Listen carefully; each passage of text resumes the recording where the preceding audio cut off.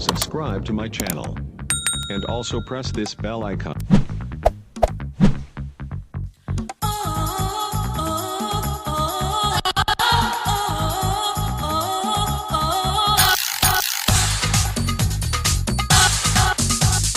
हम दोनों हैं अलग अलग, हम दोनों हैं जुदा जुदा, एक दूजे से कभी कभी रहते हैं हम खफा खफा।